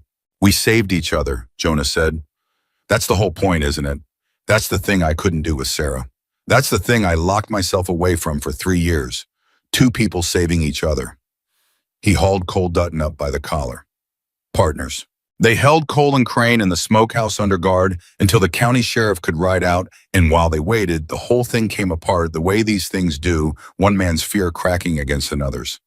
Crane, facing a rope for cattle theft, decided he had no intention of hanging alone. He told the sheriff everything. 2 years of below-market purchases. The split with Dutton, $11,000, near enough to the dollar Clara had already put in front of them. And when the sheriff asked about the accusation against the new Mrs. Mercer, the murder, the stranger in the house the night Sarah died, Crane laughed a bitter, ugly laugh. "That," he said, "that was Dutton's whole play. There was never any woman in that house. Sarah Mercer died of a wasting sickness with a doctor at her bedside and half the county knowing it. Dutton made the rest up 3 weeks ago when the new wife started asking about the books. He figured if he could make Mercer doubt her, Mercer would send her packing and the books would go quiet again." Crane shook his head. It was a good lie. Preyed on the man's grief. Might have worked on a weaker man. But it hadn't worked. Because Jonah Mercer, for all his broken places, had learned one thing in 3 weeks of suppers with Clara that Cole Dutton had failed to account for. He'd learned to trust her. The sheriff took both men away in irons that afternoon. And the story that rode out from the Mercer ranch that day was not the story Cole Dutton had planned. It was not the story of a schemer who'd murdered her way to a fortune. It was the story of a woman who'd been passed over 8 times on a platform chosen by a grieving rancher dismissed by the whole territory as his foolish mistake, and who had in 3 weeks uncovered a 2-year theft, exposed a corrupt buyer, run down a fleeing criminal, and saved the biggest ranch in the county from the inside. By nightfall, it was in every saloon from Dawson Creek to the county line, and by the next morning, the whispers about Clara Mercer had changed for the second time. They'd stopped saying Mercer's mistake. They'd started saying something else entirely, something no one had ever said about Clara Whitmore in her whole life. They'd started saying she was somebody you didn't cross. That evening, after the sheriff was gone and the men were fed, and the ranch had settled into a stunned, exhausted quiet, Clara and Jonah sat at the supper table where they'd built a marriage out of hard truths one night at a time. Neither of them ate. They just sat worn down to the bone in the particular silence of 2 people who have survived something together. "You need a new foreman," Clara said finally. "I do. You've got 200 men out there. Some of them have followed Cole. You'll have to be careful who you, Clara." She stopped. "I don't want to talk about the foreman tonight," Jonah said quietly. "I want to talk about the 3 seconds. Her breath caught. "When Crane laid it all out," he said, "when he accused you, I stayed quiet 3 seconds, working out how to spring the trap. And I watched your face while I did it. I watched you think I doubted you. I watched a lifetime of being left come up in your eyes all at once. He reached across the table and took her hand, the rope-burn one, the one she'd first laid over his fist 3 weeks ago. And I need you to hear this because you'll carry those 3 seconds otherwise, and I won't have you carrying them. I never doubted you. Not for a heartbeat. The silence was for him, not you. But you didn't know that, and for 3 seconds, you stood in this house and faced the thing you feared your whole life, that the person you finally let in would leave you. And you know what you did, Clara. She couldn't speak. She shook her head. You didn't run, Jonah said. A woman who's been left her whole life, who's spent 31 years never needing anybody so nobody could hurt her. You had every reason in the world to shut back down, to throw the wall back up, to decide you'd been a fool to let me in and you'd never do it again. His hand tightened, but you didn't. You stood right here in the middle of your worst fear and you fought for us. You kept trusting me even when you thought I'd stop trusting you. His voice roughened. Clara, that's braver than anything I've ever done. I built a ranch. You did something harder. You kept your heart open in the exact moment it would have been safer to close it. Clara's eyes were streaming now, and she didn't wipe them, and she didn't apologize for them, because she'd finally learned in this house with this man that tears weren't weakness. They were just the truth come out where you could see it. I was so sure, she whispered. My whole life I was so sure that the second I needed someone they'd leave. It was the one law I lived by. Never need anybody, and I broke it for you, and for 3 seconds this morning I thought I'd been right all along. That needing you was the thing that would finally destroy me. And instead,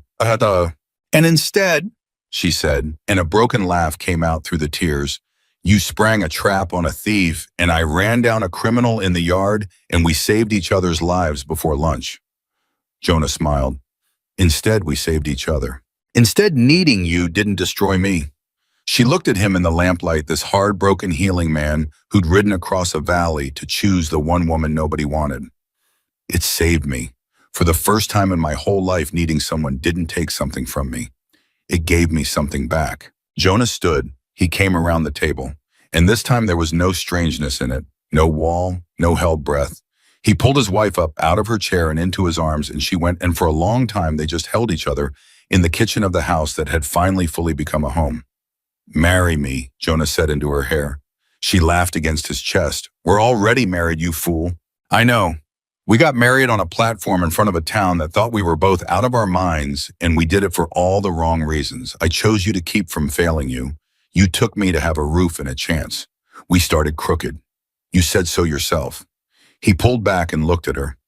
So marry me again, properly, on purpose.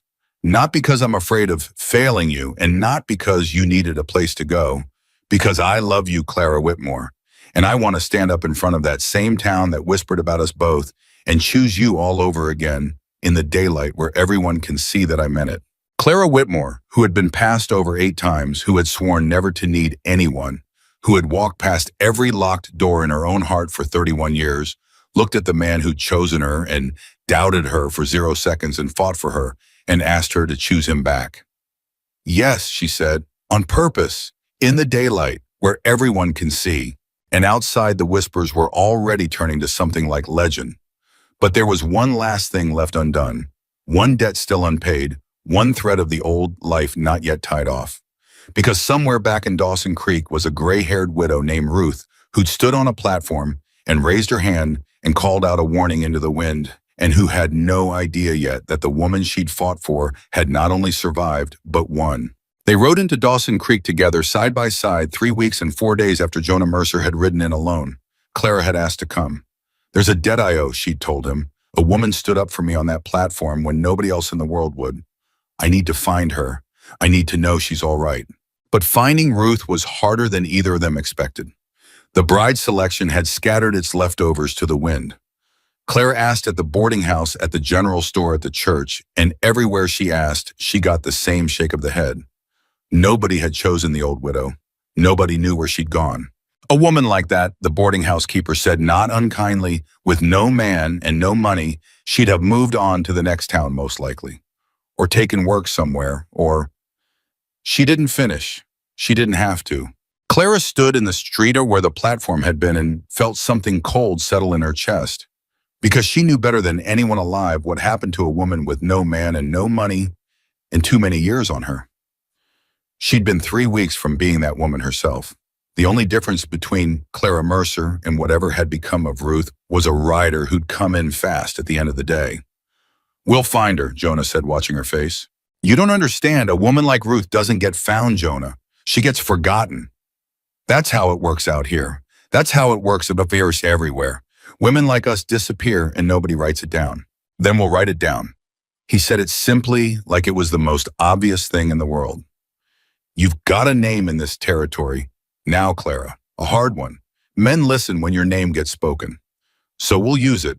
We'll offer money to anyone who knows where she went. We'll send riders to every town within 3 days. We'll turn the whole county over looking for one gray-haired widow." He took her hand. "You told me once you were afraid of dying without ever being chosen. Well, she was chosen too. By you. The second you stood in that street and refused to leave without her. So we don't leave? Not till we find her."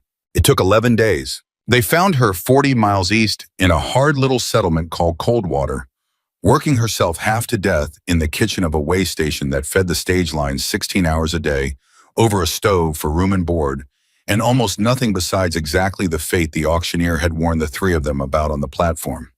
There's men who'll take a widow for the labor of it. It's not romance, but it's a roof. Ruth hadn't even gotten the roof of a marriage. She'd gotten a cot in a storeroom and a life of pure labor, and she'd taken it because the alternative was worse. Clara found her scrubbing a mountain of tin plates, gray and stooped, and older looking than she'd been 3 weeks before, and for a moment she couldn't speak. Then Ruth looked up and saw her, and the tin plate slipped out of her hands and clattered to the floor. "Clara," Ruth whispered. "Clara Whitmore." "It's Mercer now," Clara said, and her voice broke. "It's Clara Mercer." And the two women nobody had wanted, who'd stood together at the edge of a platform and told each other the truth about the world, crossed a filthy way station kitchen and held on to each other and wept. "You came back," Ruth kept saying over and over. "You came back for me. Nobody's come back for me in my whole life. Nobody." "You stood up for me," Clara said fiercely, "in front of the whole town. You called out to me and told me not to shrink. You were the only one. Of course I came back. Of course I did. I thought about you every day." Ruth pulled back, her weathered face streaming. "I heard the stories, even out here. Everybody heard. The spinster from the platform who caught a thief and saved the Mercer Ranch. I heard it and I thought, that's her. That's my Clara. And I laughed, girl. I laughed till I cried right here in this kitchen because I knew. I knew the day I met you there was iron in you. I told you, a man who chooses that fast has got a reason. Did his reason ever come up out of the ground?" Clara laughed through her tears. "It did. It came up out of the ground exactly like you said it would. And it nearly took us both down, but we buried it again together this time. Properly." "Then you did what I never managed," Ruth said softly. "You made it real." Clara took the old woman's raw, scrubbed red hands in hers. "Ruth," she said, "I didn't come 40 miles to say thank you and ride home. I came to bring you with me." Ruth went still. "There's a house," Clara said, "a big one. Bigger than either of us ever dreamed of standing near, let alone living in. And for 3 years it sat half empty and grieving, and now it's a home again, but it's a home that needs people in it. People who fought for each other when it counted. I've got a husband who understands better than anyone what it costs to be alone in a house too big for one heart." Her voice shook. "You will never scrub another stranger's plate as long as you live. You'll never sleep in another storeroom. You'll come home with me, Ruth, and you'll have a room with a window and a place at our table and a family, because that's what you are to me now. Do you understand? You're the woman who wouldn't let me shrink. You're family, and family comes home." Ruth stared at her, and then the old widow who had buried a husband and 2 children in a farm, who had stood on a platform and been passed over and taken a cot in a storeroom because the world had no place for her. Ruth put her weathered face in her hands and sobbed like her whole heart was coming loose. "Why, bah?" She got out. "Why would you? I'm nobody. Clara, I'm an old woman. I can't give you anything I can't." "You gave me the only thing that mattered," Clara said. "The day nobody else in the world would look at me, you looked at me. You told me I was worth something when I'd stopped believing it myself. That's not nothing, Ruth. That's everything. And I've spent 3 weeks learning that the whole point of being chosen is that you turn around and choose somebody else. She lifted Ruth's chin the way Jonah had once lifted hers. So I'm choosing you. Now get your coat. You're done here. Ruth left Coldwater that afternoon in the Mercer wagon, and she never once looked back at the way station where she'd nearly disappeared. She rode home between Clara and Jonah, and somewhere on that long road east, she stopped crying and started laughing, and by the time they crested the last rise and the great ranch house came into view, she was gripping Clara's arm and saying, "That's it. That's the house. Lord in heaven, girl, you married a palace." And Clara was laughing so hard she could barely hold the reins. Esther took one look at Ruth climbing down from the wagon and put her hands on her hips. "Another mouth," she said, "as if I don't cook for 200 already." "This one'll help you cook," Clara said, "and she'll tell you the truth when you burn the biscuits, which nobody else in this house has the nerve to do." Esther studied Ruth a moment. Then something in her broad face softened. "Well," she said, "God knows this house has had enough people too scared to say the true thing. Come on then, I'll show you the kitchen. You'll want to know where I keep the good coffee." And just like that, Ruth had a place. They were married again 10 days later, properly in the daylight, in front of the same town that had whispered about them both. Clara had insisted on Dawson Creek, not the church but the town square, the open ground near where the platform had stood. "I want to say the words in the same place I got passed over 8 times, she told Jonah. "I want the same people who watched me get chosen last to watch me get chosen on purpose. I'm not ashamed of that platform, Jonah. It's where you found me. It's where my whole life turned. I won't hide it in a church. I'll say my vows in the open, right where they whispered I'd never be picked, and let them whisper about that." So they did. Half the county came, some to celebrate, some just to gawk, drawn by the story that had grown into legend. The spinster and the rancher, the theft and the trap, the woman who caught a thief and won a heart. And Clara Whitmore Mercer stood in the open square where she had once been number 8 in a line of the unwanted. And she was not this time at the edge of anything. She was at the center. Jonah stood before her, cleaned up and steady, and looking at her the way he'd looked at her from the base of that platform, the way that did not slide away, the way that stayed. Ruth stood as her witness. Of course Ruth did. "I take you," Jonah said, and his rough voice carried across the square, over the crowd, over the whole watching town. "Not because I was afraid of being alone, though I was. Not because you were strong enough that I thought I couldn't hurt you, though. That's the crooked reason I first chose you, and I'll not pretend otherwise. I take you because I love you, Clara. Because you walked into a house full of a ghost, and you didn't run from it. You opened every locked door in it, including the ones in me. Because when I stayed quiet for 3 seconds, you kept trusting me anyway.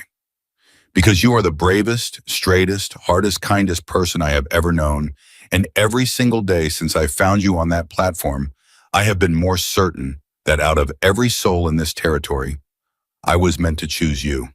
He took her hands. "I chose you once for the wrong reasons. I'm choosing you now for the right ones, and I'll keep choosing you every day I'm alive. And it'll never once feel like enough to match what you've given me." Clara's turn. She looked out at the town first, at the faces. Some of them were the same faces that had whispered. She found them one by one, and she did not flinch from them, and she watched them drop their eyes from hers. Then she looked at Jonah. "I stood in this square 4 weeks ago," she said, and her voice did not shake because she had nothing left to be afraid of. "And I was passed over 8 times. 8 men looked at me and looked away, and I had spent my whole life being looked away from by my mother, who died by my father, who drank by every man who ever wanted something softer and younger and easier than me. I had built my whole life on one law: never need anybody, because everybody leaves." She took a breath. "And then a man rode in at the end of the day, and he didn't look away, and he broke my law. He made me need him, and I was so certain that would destroy me. I was so certain." Her voice caught. She let it. "But it didn't destroy me," she said. "It saved me. Needing you gave me back everything the leaving ever took. So I take you, Jonah Mercer, not because you rescued me, you didn't. I'd have survived that platform on my own. I'd survived worse. I take you because you're the first person in my whole life who looked at all of me, the hardness and the fear and the rope-burned hands, and the 8 rejections, and chose that. Not in spite of it, because of it. You're the first person who ever saw that being passed over didn't make me worthless.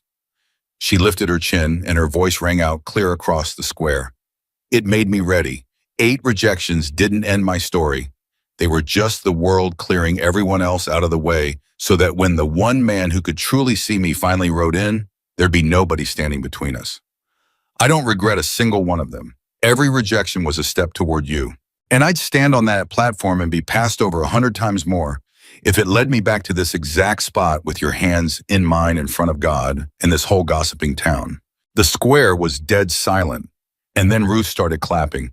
Alone at first, one old widow's raw red hands cracking together in the quiet. And then someone else joined her. And then someone else. And then the whole square, the whole town that had whispered was on its feet and roaring because there is nothing on this earth that moves people like watching someone who was thrown away turn out to be the most valuable thing in the room. They were married in the open where everyone could see. On purpose. In the daylight. The years that followed were not soft. Clara had never wanted soft. There were hard winters that killed cattle and dry summers that killed grass, and a bank that came calling once and got sent away by a woman with a ledger who knew the ranch's numbers better than any man alive. There was work, endless work, and Clara did it beside Jonah and never behind him. Her name on every paper, her voice in every decision exactly as he'd promised in the falling light of the day he chose her. Cole Dutton went to prison, and so did Aldous Crane, and the $11,000 came back, and the story of how they were caught became the kind of tale men told new ranch hands as a warning, don't ever think the boss's wife doesn't understand the books. The last man who thought that is breaking rocks in the territorial prison. Ruth lived in the house with the window until she was very old, and she and Esther ran the kitchen like two generals and fought about biscuits every single day for years, and Clara would hear them bickering down the hall and think it was the most beautiful sound in the world. The sound of a house that was full, a house where the people nobody wanted had all found their way home. And the locked room upstairs was never locked again. They opened it that first spring and cleaned it and filled it with light. And in time it became a child's room because there was a child and then another, and the great empty house that had grieved for 3 years filled up with the noise of a family that had been assembled out of the discarded and the passed over and the ones the world had written off. Jonah never once forgot Sarah. He didn't try to. He told their children about her, the first wife, the one he'd loved and failed, and he told them the truth of it, that he'd learned from that failing how to be present for the people he loved, and that everything good in their lives had been paid for by a lesson that had cost him more than he could say. And Clara never resented it, because she understood better than anyone that a heart isn't a thing with limited room in it. Choosing her had never meant unchoosing Sarah. It had only meant that the man had finally learned how to love without disappearing. On the night before Clara Mercer died, old Gray, surrounded in the big bed in the big room in a house that had never once gone quiet in all the long years since Ruth came home, she asked Jonah, who was older still, and holding her hand to tell her one more time. Tell you what, he said. You know what? Tell me why. That day, the platform, out of everyone. And Jonah Mercer, who had been telling her this for 50 years and would tell her 1,000 more times if he could lean close and said it one final time. Because you'd been passed over 8 times, he said, and you were still standing. And I thought there's a woman who knows how to survive anything. I was right. You survived everything. You survived being unwanted, and you survived being chosen, and you survived loving a broken man, and you survived every hard year this land could throw at you. You survived it all, Clara Whitmore. His voice was steady even now, even at the end. But the thing I know now that I didn't know then, the thing it took me a whole life beside you to understand, is that you were never just surviving. You were waiting. You stood on that platform and got passed over 8 times, and it wasn't the world rejecting you. It was the world getting out of the way, so that the one man who could see you would have a clear path straight to you. And I did. I rode straight to you, and I have thanked God every single day of my life that 7 other men were too blind to pick you first. Clara smiled, the same smile she'd given him on the stairs the night they first walked past a locked door together. The real one. 7 rejections, she whispered. 7 rejections, he agreed. They didn't break me. No, they didn't. They saved me for you. They saved you for me, Jonah said. And me for you, because a man who'd never been broken couldn't have seen what you were. It took two broken people to build a thing that whole. He pressed her hand to his lips. We started Crooked Clara Whitmore, and we spent 50 years straightening it. And I would not trade one single hour of it, not the platform, not the 3 seconds, not the hard winters, not any of it, because every crooked piece of it led here. To you, to this, to the best life two thrown away people ever built out of the wreckage the world handed them. And Clara Whitmore Mercer, who had once been number 8 in a line of the unwanted, who had stood at the edge of a platform certain that she would die without ever once being chosen, who had learned across one impossible lifetime that being passed over by many is sometimes the only road to being truly seen by one, closed her eyes in a house that was full beside a man who had never not for one single day looked away from her. She had been rejected 7 times, and it had led her to the only place she was ever meant to be. That is the truth this story leaves you with, and it is worth carrying home. The world will tell you that being wanted by many is the measure of your worth, and the world is wrong. Rejection is not proof that you are worthless. Sometimes it is only proof that you were never meant for the ones who turned away, that you were being saved one closed door at a time for the one person with eyes clear enough to see exactly what you are. Clara Whitmore was passed over 7 times by men who wanted something easy, and the 8th man wanted something true. Do not let the 7 convince you there is no 8th. Keep standing. Keep your heart open, even when it would be safer to close it.